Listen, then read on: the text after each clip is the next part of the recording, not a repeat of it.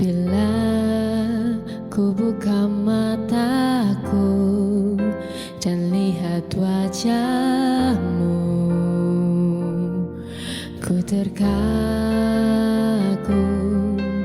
Bila ku lihat hidupku dan karya tanganmu, ku tersanjung karena semua yang baik dalam hidupku itulah karyamu. Kau beri kesempatan yang baru dan ku ingin mengenalmu Tuhan lebih dalam dari semua yang ku kenal. Tiada kasih yang melebihimu, ku ada untuk menjadi penyembahmu. Bersama-sama kita datang ke hadirat Tuhan. Bila ku buka mataku dan lihat wajahmu, ku terkagum. Bila ku lihat hidupku dan karya tanganmu, ku tersanjung karena semua yang baik dalam hidupku itulah karyamu. Kau beri kesempatan yang baru dan ku ingin mengenalmu Tuhan lebih dalam dari semua yang ku kenal. Tiada kasih yang melebihimu, ku ada untuk menjadi penyembahmu. Dan ku ingin mengenalmu Tuhan lebih dalam dari semua yang ku kenal. Tiada kasih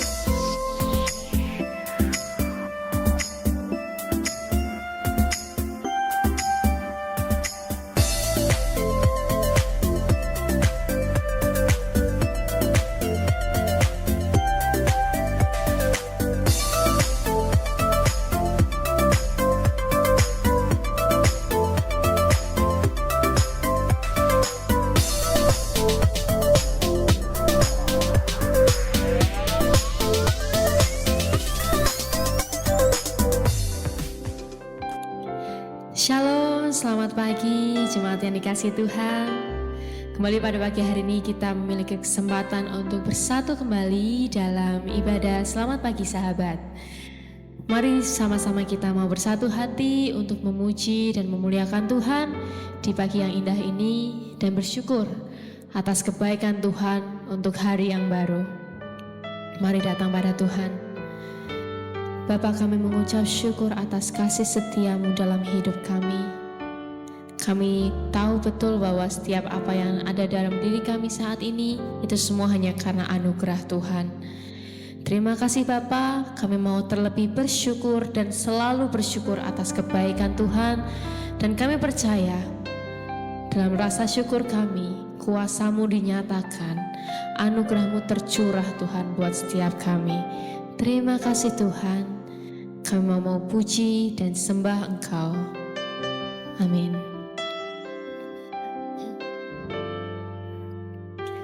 Tuhan, Kau sungguh besar, karya-Mu sungguh ajaib, tiada hentinya ku mengagumi, sungguh Kau ajaib.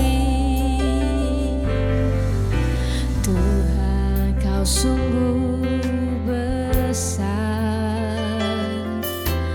karya-Mu sungguh ajaib, tiada hentinya ku mengagumi, sungguh Kau ajaib. Ku mau selalu bersyukur kepadamu Tuhan, anugerah-Mu mempesonaku, selalu dan selalu Kau angkat hatiku, Kau membuatku berharga di mata-Mu. Terima kasih Tuhan. Tuhan, Kau sungguh besar, karya-Mu sungguh ajaib,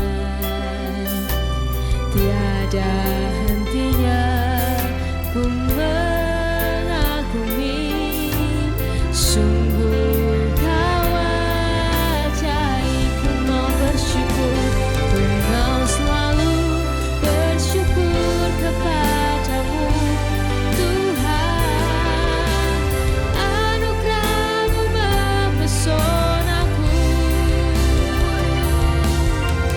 selalu dan selalu Kau angkat hatiku, Kau membuatku berharga di mata-Mu. Ku mau selalu bersyukur kepadamu Tuhan, anugerah-Mu mempesonaku,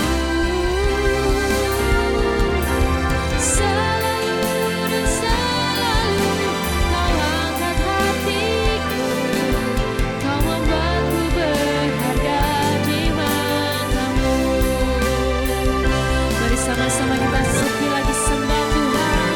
Ku mau selalu bersyukur kepadamu Tuhan, anugerah-Mu mempesonaku, selalu dan selalu Kau angkat hatiku, Kau membuatku berharga di mata-Mu. Selalu Kau angkat hatiku, Kau membuatku berharga di mata-Mu. Selalu dan selalu Kau angkat hatiku, Kau membuatku berharga di mata-Mu.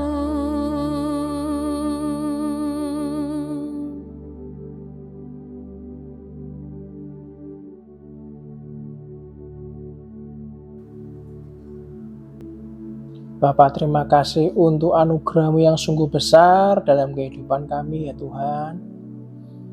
Terima kasih untuk cuaca, terima kasih untuk damai sejahtera-Mu pada Sabtu minggu keempat pada hari ini.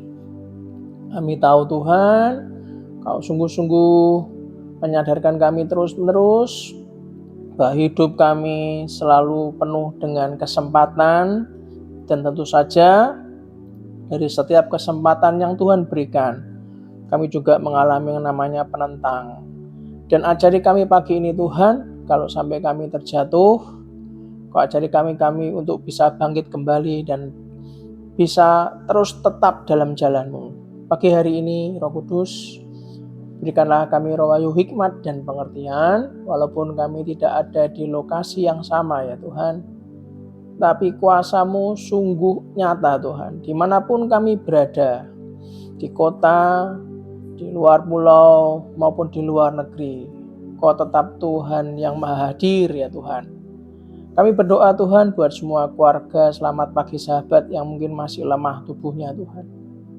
Biarlah Kau kuatkan Tuhan, Kau berikan perlindungan, kekuatan, motivasi yang kuat untuk bisa bangkit dan alami kekuatan mujizat daripada-Mu Tuhan. Bagi yang masih sakit Tuhan pagi hari ini, biarlah mujizat kesembuhan hadir Tuhan, sembuh. Kami sungguh-sungguh berdoa untuk segala sakit penyakit, baik jantung, stroke, kanker, apapun Tuhan yang degeneratif maupun penyakit ringan Tuhan, penyumbatan pembuluh darah, apapun Tuhan, miom, kista, bahkan sampai sesuatu yang berhubungan dengan virus, bakteri, amuba, semuanya sembuh dalam nama Yesus Tuhan. Kau pulihkan dalam nama Yesus dari ujung kepala sampai ujung kaki. Kami sungguh berdoa kesembuhan ada di dalam nama Yesus. Bapa, kami mengucap syukur untuk pagi ini. Ajari kami melihat apa yang menjadi kesempatan yang daripada-Mu. Ajari kami untuk mengerti dan mengenal mana yang dari jalan-Mu dan menghadapi semua penentang yang ada dalam kehidupan kami. Di dalam nama Yesus, setiap perjalanan hidup kita semuanya dibawa Tuhan naik dan naik lagi dan tidak akan pernah turun, menjadi kepala dan bukan menjadi ekor. Terima kasih Bapa, dan kita semua yang mendapatkan perlindungan Tuhan, dididik Tuhan dalam kasih karunia luar biasa, dicintai dan diberkati, katakan dengan iman. Amin, amin, amin. Shalom Bapak Ibu semuanya. Dimanapun Anda berada, saya mengucap syukur untuk kesekian kalinya, sudah setahun lebih kita bisa bersama. Dan hari ini kita melanjutkan dari apa yang hari Selasa lalu kami mengadakan komsel bersama, melihat via online, di mana kita belajar mengenai doa Nehemia. Nah Bapak Ibu, kita sudah belajar hari Selasa lalu bahwa Nehemia itu lahir, itu sudah ada yang namanya kejatuhan Yerusalem. Jadi Yerusalem itu jatuh sebelum Nehemia lahir. Namun yang paling hebat adalah Nehemia itu betul-betul mau mengerti, diarahkan Tuhan untuk membangun kembali Yerusalem yang sudah runtuh. Nah, hari ini saya ingin melanjutkan lagi, mana kita tahu dimanapun kita berada, kalau Anda bersama dengan keluarga Selamat Pagi Sahabat, sharing demi sharing tidak akan pernah sama, bahkan akan terus lebih dalam dan lebih dalam lagi. Kita percaya iman kita akan semakin ditumbuhkan, sama seperti Nehemia yang awalnya hanya dari compassion, dari belas kasihan, berubah menjadi passion, menjadi gairah untuk membangun kembali Yerusalem yang runtuh, saudara. Nah, hari ini mari kita sama-sama belajar bagaimana kita mengenali apakah jalan kita itu berasal dari Tuhan dan tidak. Saya berikan tema pagi ini yaitu kesempatan, penentang, dan kejatuhan dalam perjalanan hidup kita. Nah, mari kita lihat di Ibrani pasal 11 ayat 8 dari terjemahan baru edisi 2 dikatakan, karena iman Abraham taat ketika ia dipanggil untuk berangkat ke negeri yang akan diterimanya menjadi milik pusakanya. Lalu ia berangkat tanpa mengetahui tempat yang ditujunya. Saudara, ada beberapa poin yang ingin saya sharingkan. Ada beberapa hal yang perlu diperhatikan dalam perjalanan hidup kekristenan Anda dan saya, saudara. Yang pertama, Anda harus paham. Dalam 1 Korintus 16 ayat 9, saat Abraham berangkat pun beliau tidak tahu tanpa mengetahui tempat yang ditujunya. Di 1 Korintus 16 ayat 9 dikatakan, sebab terbuka kesempatan bagiku untuk mengerjakan pekerjaan yang besar dan penting, sekalipun ada banyak penentang. Nah, perhatikan saudara. Kalau Anda disuruh Tuhan untuk berangkat, untuk melakukan sesuatu, untuk berbenah, untuk mengantisipasi, untuk melakukan sesuatu yang di luar nalar, bahkan di luar pengaruh kekuatan iman kita sebagai manusia. Ingat baik-baik. 1 Korintus ayat 16 ayat 9 dikatakan, sebab terbuka kesempatan bagiku. Selalu ada keterbukaan kesempatan bagi Anda dan saya untuk mengerjakan pekerjaan yang besar, saudara. Pekerjaan yang penting. Yang harus Anda garis bawahi adalah sekalipun ada banyak penentang. Hal yang paling penting, salah satu yang perlu diperhatikan dalam perjalanan hidup kekristenan kita adalah pasti ada kesempatan, tapi juga ada penentang, saudara. Kalau Anda nggak menemui kesempatan dan tantangan di sepanjang hidup perjalanan kita, ini harusnya kita punya sebuah tanda bahwa mestinya kalau nggak ada kesempatan dan tantangan itu mestinya kita berdoa dan tanya sama Tuhan, hidupku kok tenang-tenang wae ya Tuhan ya, kok nggak ada yang bagaimana gitu. Kenapa? Jangan-jangan kita berada di jalur yang tidak benar. Tapi kalau kita tuh nemui kesempatan tapi juga tantangan, maka Anda harusnya sadar bahwa ini sebetulnya sebuah tanda apakah Anda itu betul-betul sudah benar. Kalau nggak ada tantangan dan kesempatan, malah kadang-kadang kalau Anda harus hidup dengan tidak ada pergolakan apapun, tidak mengubah iman Anda semakin naik, jangan-jangan itu saudara, Anda malah nggak ada di jalannya Tuhan, saudara. Saudara, penentang itu bisa berasal dari diri kita. Karena namanya manusia kalau di zona nyaman itu kan sudah enak, ya kan? Nggak mau repot, ya kan? Yang penting slow, ya kan? Woles, katanya zaman dulu kan woles aja, santai, slow. Pada saat Tuhan berkata berbeda, penentang itu bisa jadi berasal dari diri kita sendiri. Namun saat Anda mulai sadar, Anda bertobat, iya ya, seperti doa Nehemia yang kita sharingkan hari Selasa lalu, saudara. Pasti Anda akan mengalami yang namanya tantangan dari orang-orang di sekitar. Anda akan mengalami keadaan-keadaan sulit, saudara. Tapi perhatikan. Sekalipun ada banyak penentang, kalau kita mengerti kehendak Tuhan untuk melakukan misi dan penugasannya, maka Tuhan akan menyertai kita. Yang juga katakan, yes. Tuhan kita akan menyediakan segala yang kita butuhkan untuk membuat perjalanan kita itu berhasil dan beruntung. Yang paham dan setuju katakan, ya saya paham, ya saya mau. Amin, saudara.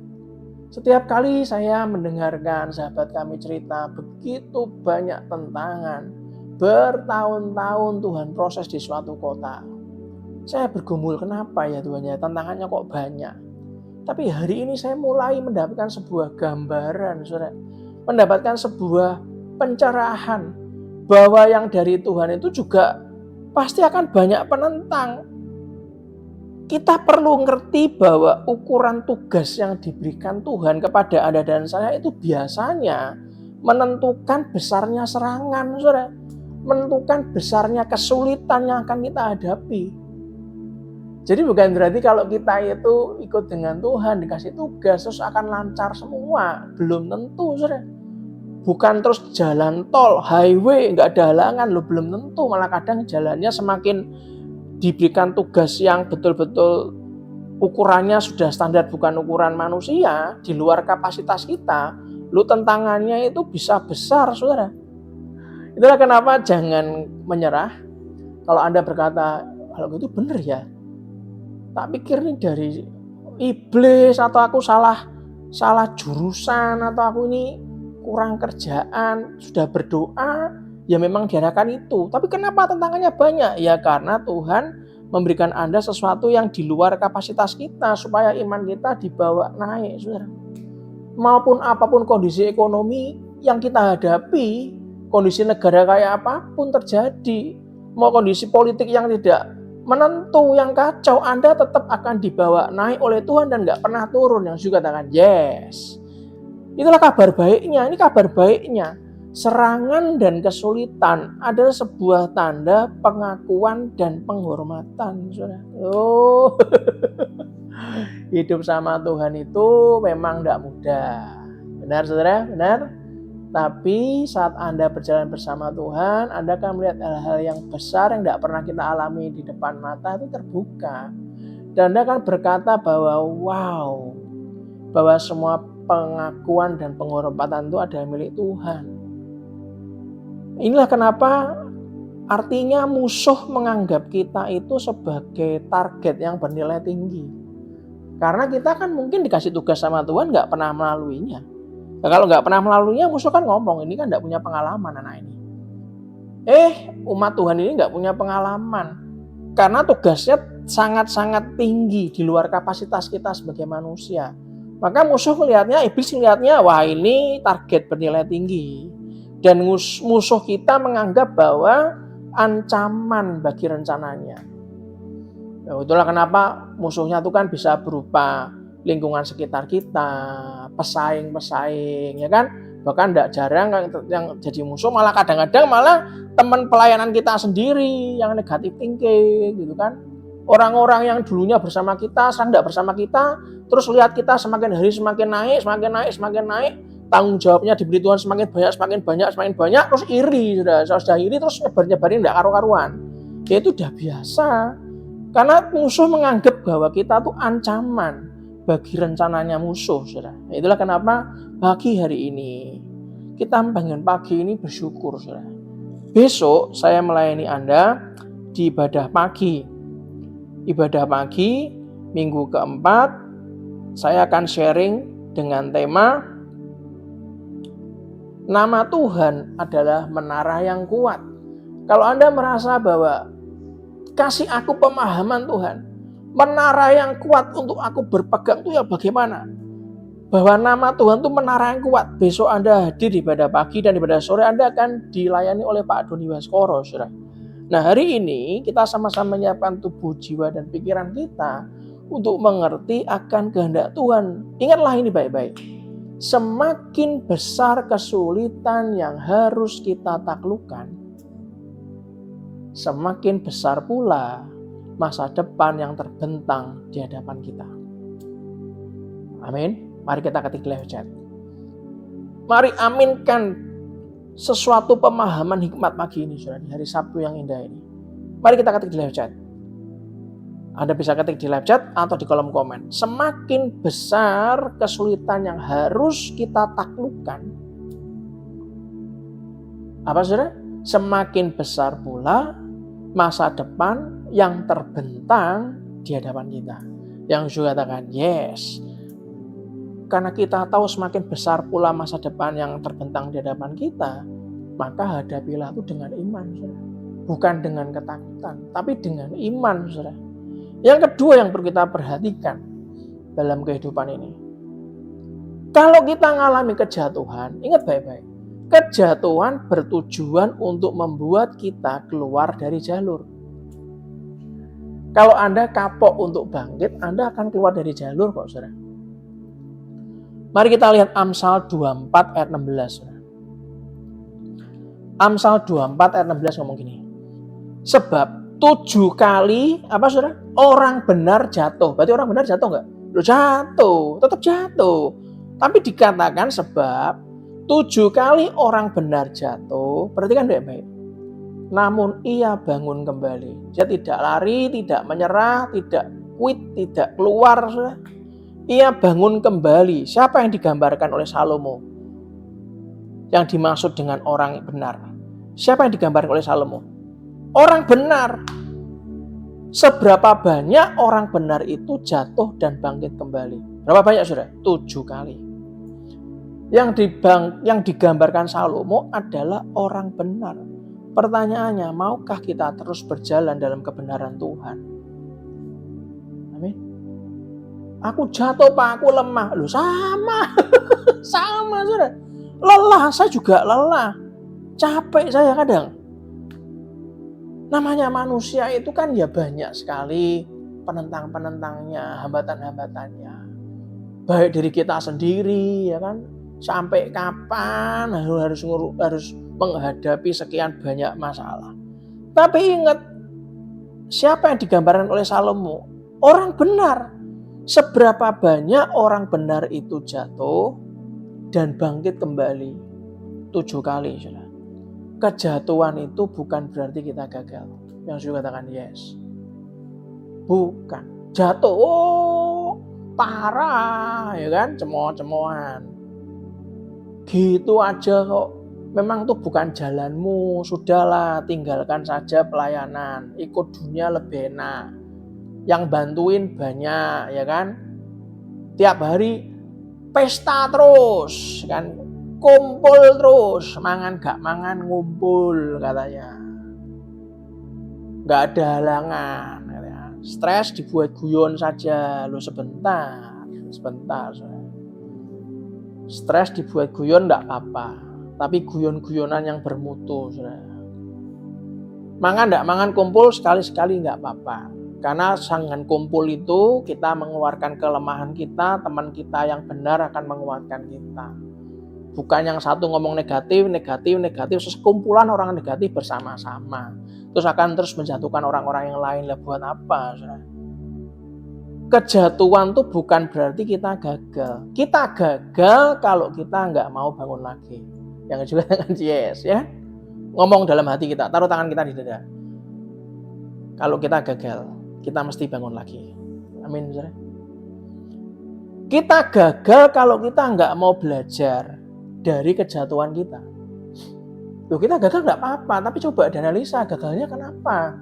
Jangan mengulangi kegagalan yang sama 2 kali, apalagi 3 kali, 4 kali, 5 kali. Itu namanya bukan kegagalan, itu kesengajaan, saudara.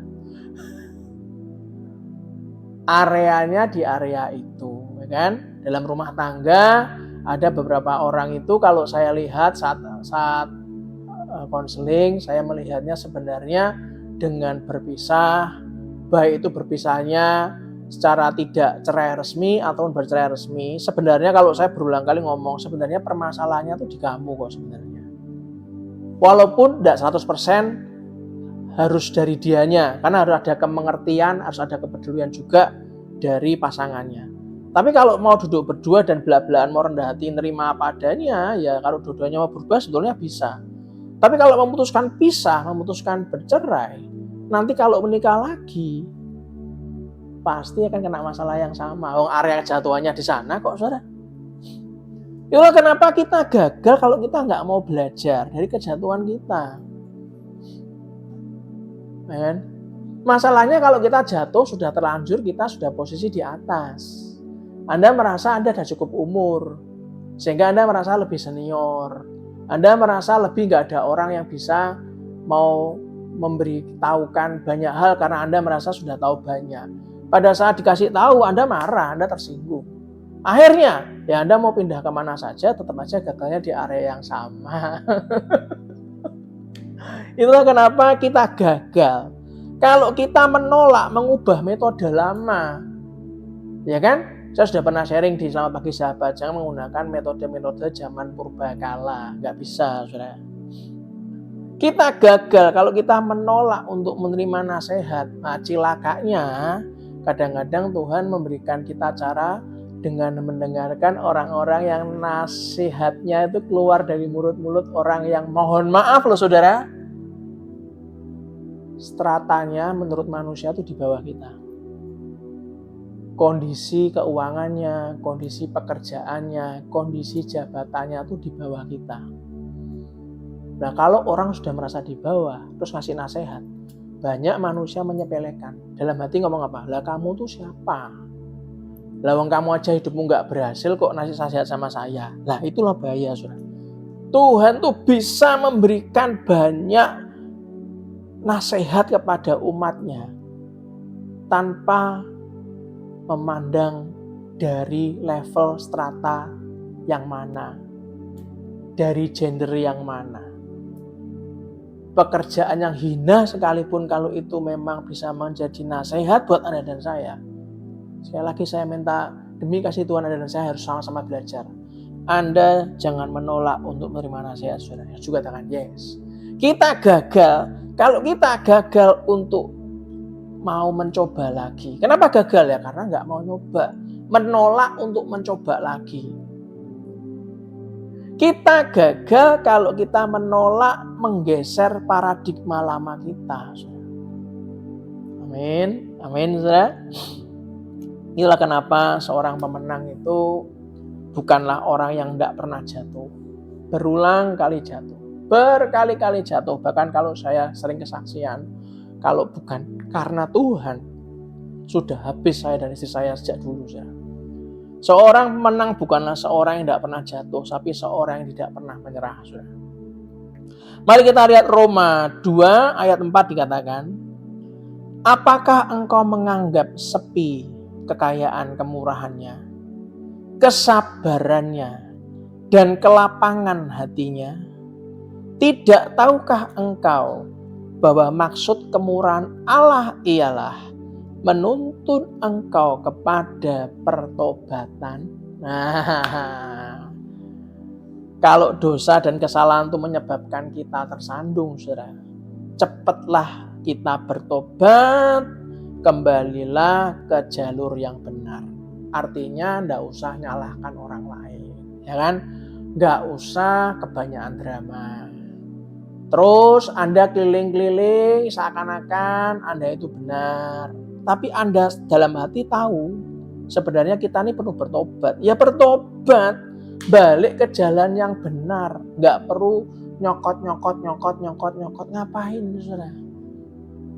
Kenapa sih sebuah kelompok yang bersalah dalam kategori kriminal itu bisa jadinya ketangkap cuma satu orang, akhirnya bisa ketangkap banyak orang? Ya karena kalau ketangkap selalu ujungnya kamu mau nggak dapat keringanan hukuman, maka kamu harus buka semua teman-temanmu, wah digigit semua, cokot dan habis.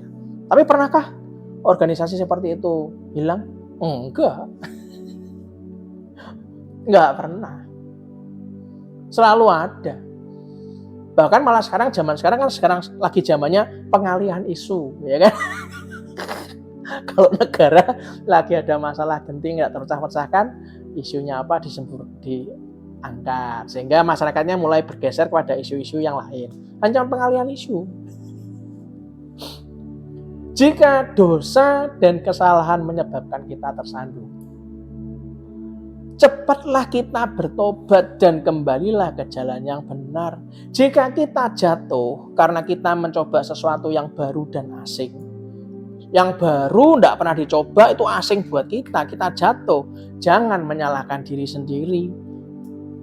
Kalau itu baru dan asing dan kita jatuh, gunakan kemurahan Tuhan, miliki tekad untuk berbuat lebih baik dan terus berbuat maju. Amin, saudara.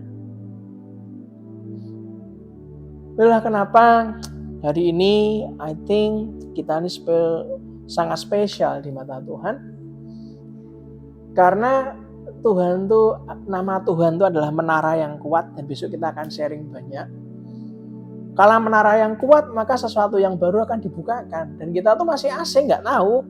Itulah kenapa ada beberapa faktor penyebab nih kita dapat jatuh dan tersandung. Makanya kalau Anda tahu faktor penyebabnya, ya kita jangan lakukan. Nah, pagi hari ini mari kita lihat 1 Korintus 9 ayat 24-27 dikatakan, tidak tahukah kamu bahwa dalam gelanggang pertandingan semua peserta turut berlari, tapi hanya satu orang saja yang mendapat hadiah. Karena itu, larilah sedemikian rupa, bukan jatuhkan jegallah. Enggak, lari aja sedemikian rupa latihan.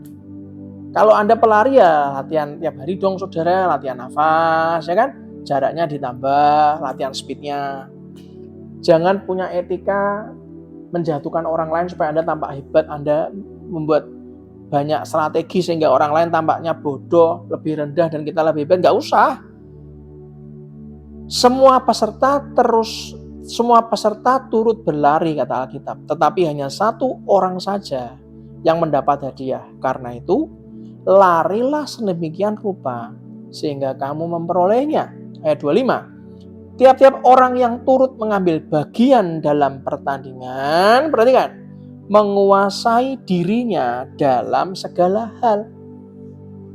Segala hal itu Anda harus menguasai. Yang asing, yang baru, ya belajar dikuasai. Mereka berbuat demikian untuk memperoleh mahkota yang fana. Tetapi kita untuk memperoleh mahkota yang abadi. Kalau Anda pertandingan di dunia, mahkotanya mahkota yang fana. Mahkota yang bisa lenyap. Orang juara dunia di dunia itu juara dunianya nggak selamanya, saudara.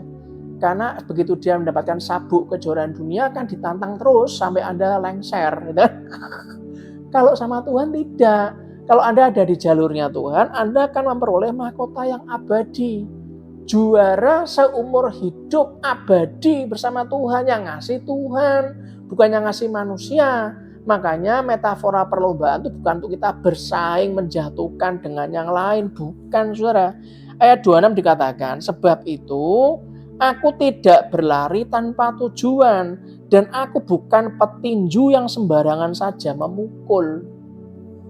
Ayat 27, ayat 26 dan 27, tetapi aku melatih tubuhku dan menguasainya supaya sesudah memberitakan Injil, apa saudara? Kepada orang lain, jangan aku sendiri ditolak, saudara. Rasul Paulus menjelaskan rahasia dia bisa mengakhiri dengan baik, mencapai garis akhir dan memelihara iman sehingga ia memperoleh mahkota surgawi.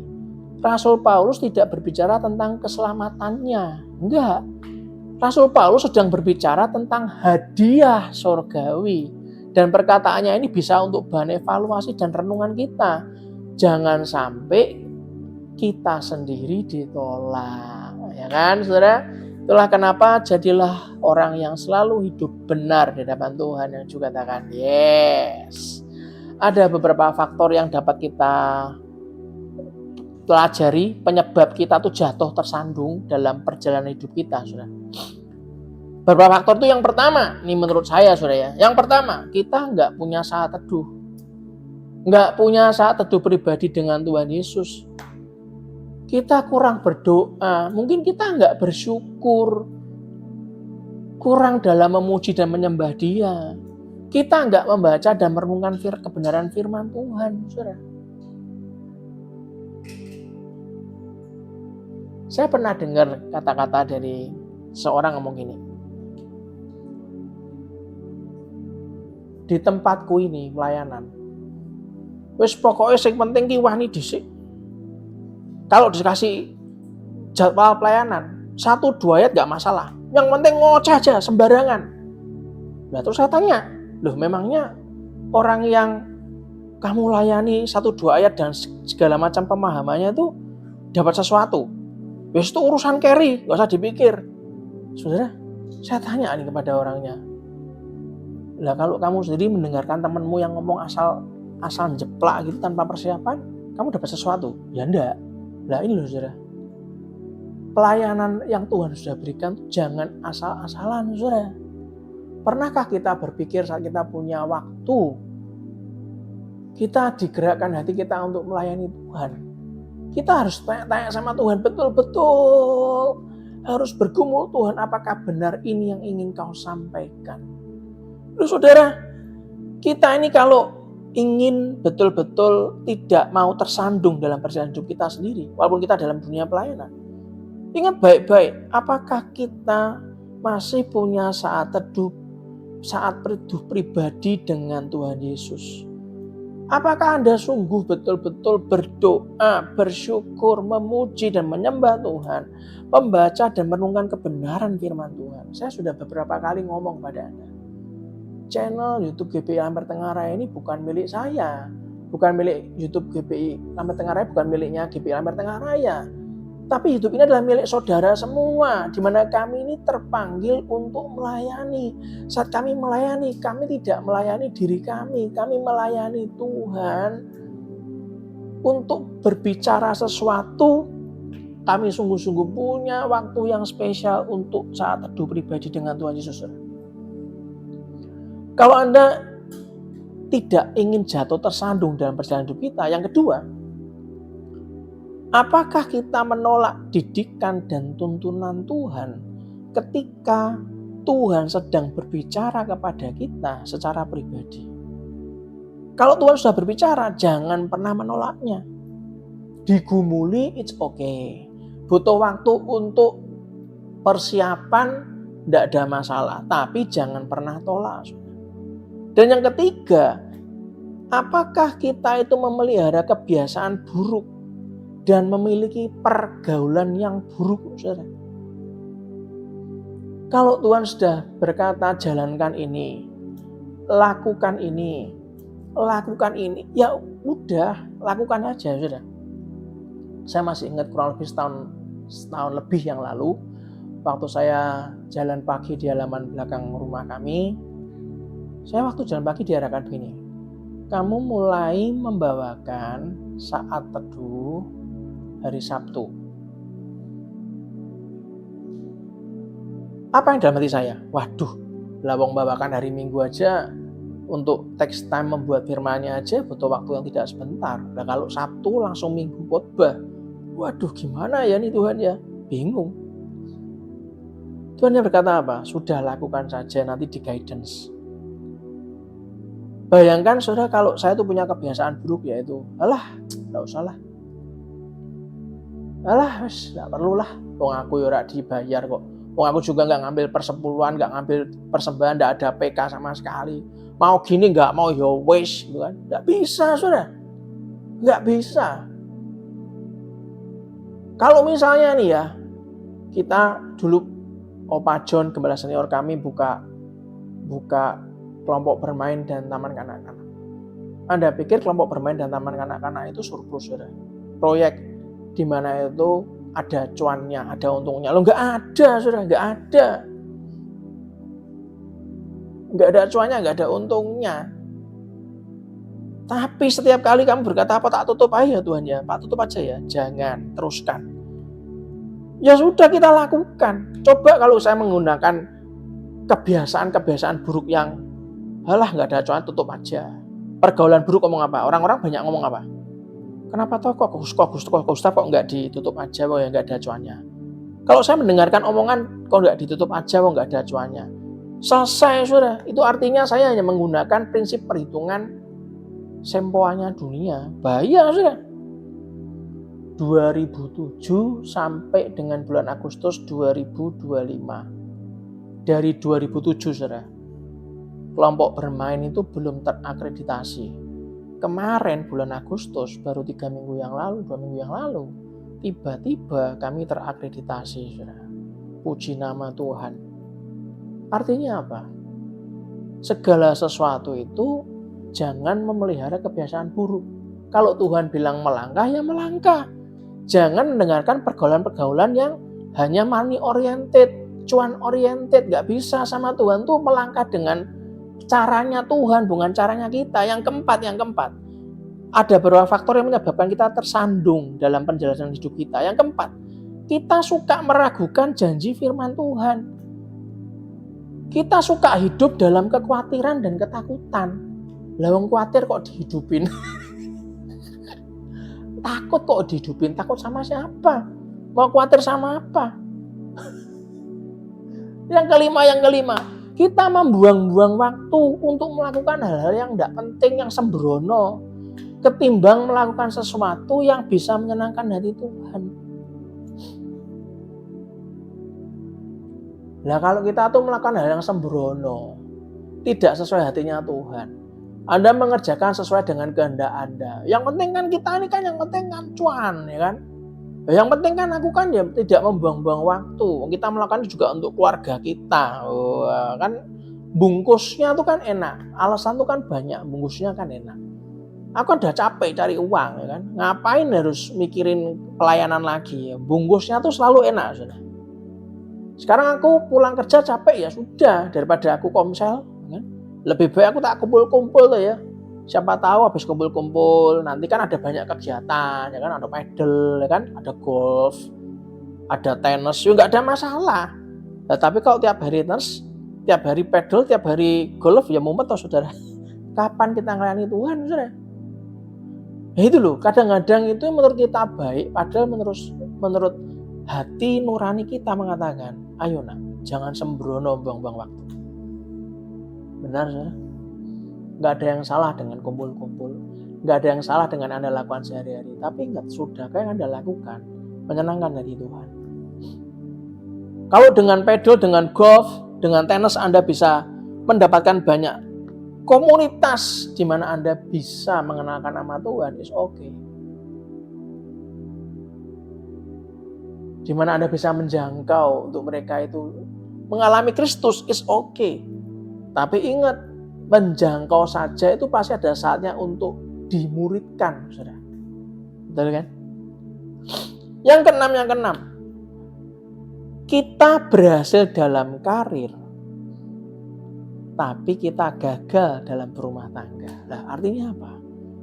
Kadang-kadang kita tersandung dalam perjalanan hidup itu apa? Anda hanya berhasil di satu poin, di satu titik. Anda sepelekan keluarga kita, saudara. Terus pertanyaannya, buat apa? Ya kan? Anda berhasil dalam karir tapi gagal dalam membangun rumah tangga. Loh, lembaga terkecil yang pertama Tuhan bangun adalah keluarga. Kalau keluarga Anda aja kacau, Anda membangun karir, keluarga dalam kantor, dalam komunitas yang lebih besar, tidak lama lagi Anda juga pasti akan mengalami kehancuran. Yang benar Pak, saya berikan sebuah gambaran. Kalau dalam kumpulan orang kecil aja Anda nggak bisa peduli, Anda memperdulikan sesuatu yang lebih besar. Pertanyaannya, apakah bisa, saudara? Ya. Berapa banyak orang yang mau percaya sama kita, sama Anda, dipimpin oleh orang yang dia tidak bisa memimpin dirinya sendiri. Anda mempercayakan kehidupan kita, mempercayakan karir kita kepada orang yang bahkan memimpin keluarganya aja nggak bisa, nggak becus. Ya. Itulah kenapa saya harus ngomong kepada Anda. Saya selalu ngomong apa? Jangan pernah kita tidak melayani keluarga kita. Hal yang pertama yang kita layani sebelum melayani orang lain adalah layanilah istrimu, suamimu, anakmu. Mereka butuh Anda dengarkan. Mereka butuh Anda muridkan. Buat apa kita jadi pendeta besar sampai meninggal dunia, terus hasilnya semua jemaat bisa melihat keluarga garis keturunannya itu kacau semua, nggak ada yang enggak. Buat apa? Terus apa yang dibanggakan dengan pelayanan yang luar biasa, tapi keluarga intinya hancur? Maka sebentar lagi pelayanan itu akan kecewa, ternyata ditutup-tutupi semua selama ini. Dan akhirnya hancur. Yang ketujuh. Apa sih faktor yang menyebabkan kita jatuh tersandung dalam perjalanan hidup kita? Kita tidak menggunakan, kita tidak menabur yang namanya waktu, tidak menabur yang namanya talenta atau bakat, tidak menabur yang namanya harta atau treasure dalam kerajaan Allah. Ingat, namanya melayani Tuhan pasti awalnya kita menabur waktu, talenta atau bakat, dan pasti kita menabur harta atau treasure. Nggak mungkin nggak. Itulah kenapa saya pernah sharing kepada jemaat berapa tahun saya menahan untuk membangun. Kenapa? Ya secara keuangan kami belum mampu. Tapi begitu saya melangkah, kekhawatiran yang terbesar yang terjadi kalau kita kehabisan dana dalam pembangunan. Ternyata kalau itu Tuhan yang suruh, sampai hari ini semuanya itu selalu Tuhan sediakan dengan cara yang ajaib. Itulah kenapa kita bisa menggunakan Mazmur Daud ini jadi pendoa kita, jadi doa kita. Doa yang seperti ini adalah doa yang pasti dijawab Tuhan. Mari kita lihat Mazmur 139 ayat 23-24. dikatakan begini, selidikilah aku ya Allah, dan kenallah hatiku. Ujilah aku dan kenallah pikiran-pikiranku. Lihatlah apakah jalanku serong, dan tuntunlah aku di jalan yang kekal. Amin, saudara. Sebagai penutup, saya barusan dapat tadi waktu sebelum saya melayani Anda di Selamat Pagi Sahabat, yang baru saja saya dapatkan di Mazmur 37 ayat 23-26 dikatakan, Mazmur 37 ayat 23-26, Tuhan menetapkan langkah-langkah orang yang hidupnya berkenan kepadanya. Artinya langkah kita itu gak akan goyah, ditetapkan Tuhan pada orang yang hidupnya berkenan kepadanya. Ayat 24, apabila ia jatuh, apa saudara? Tidaklah sampai tergeletak. Oh, main geblak ora sido. Sebab Tuhan menopang tangannya. Anda pernah lihat saat Anda bahasa Jawanya menitah anak tuh bahaya. Anak kecil mau belajar jalan kan dititah, dipegang, dituntun. Saat mau jatuh, sayang. Anaknya ketawa-ketawa. Kalau kakinya mulai goyah lagi, dipegangi lagi. 24 dikatakan apabila ia jatuh tidaklah sampai tergeletak sebab Tuhan menopang tangannya. Ayat 25, dahulu aku muda, sekarang telah menjadi tua, tetapi tidak pernah kulihat orang benar ditinggalkan. Mosok Pak, loh saya dibaca, dahulu aku muda, sekarang jadi yang nulis sudah jadi tua belum saudara? Sudah jadi tua, sekali muda sampai tua, tidak pernah kulihat orang benar ditinggalkan. Ini yang paling keren. Atau anak cucunya meminta-minta roti, loh, sampai anak cucu loh saudara. Enggak cuma dirinya loh saudara, anak cucunya meminta-minta roti. Ayat 26, tiap hari ia menaruh belas kasihan dan memberi pinjaman, dan anak cucunya menjadi berkat. Kita dan anak cucu kita jadi berkat. Kita menaruh belas kasihan pada orang lain, bahkan memberi pinjaman, bukan minta pinjaman.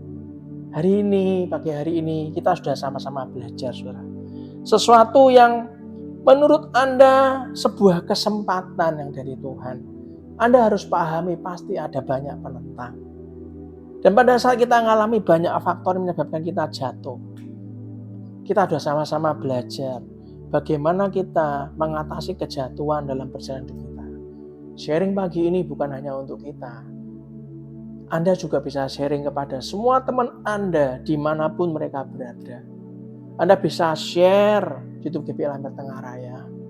Anda bisa ajak ngomong mereka dengan apa yang sudah kita sharingkan. Kasih mereka kebenaran firman Tuhan.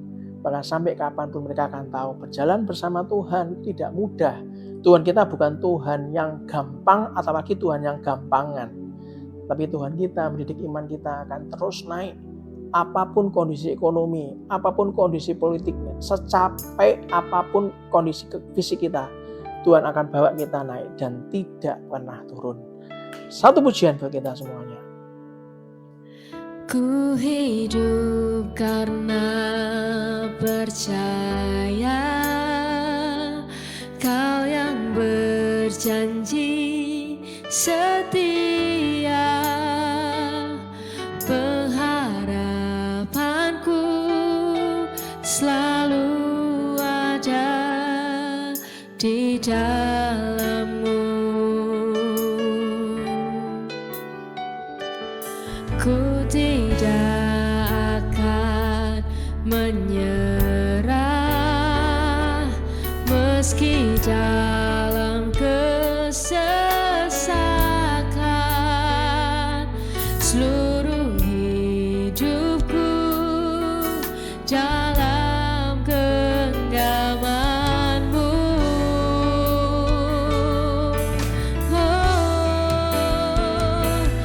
Aku punya Tuhan yang besar, yang telah berjanji dan sanggup menggenapi. Imanku bersepakat percaya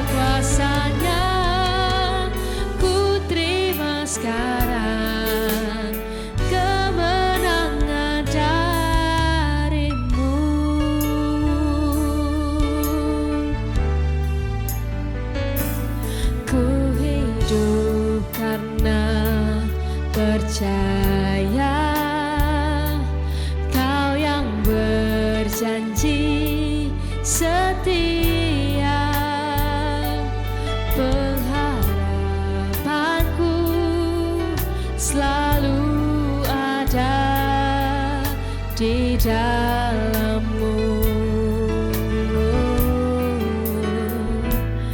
Ku tidak akan menyerah meski dalam kesesakan. Seluruh hidupku dalam genggaman-Mu.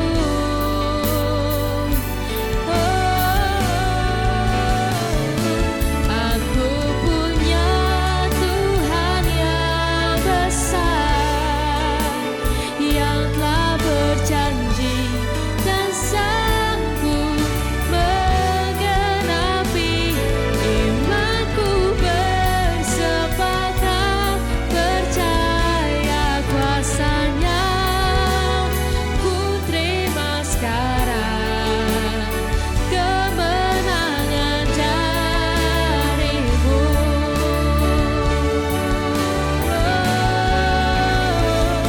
Aku punya Tuhan yang besar, yang telah berjanji dan sanggup menggenapi. Imanku bersepakat percaya kuasa-Nya. Ku terima sekarang kemenangan dari-Mu. Ku terima sekarang kemenangan dari-Mu. Ku terima sekarang kemenangan dari-Mu.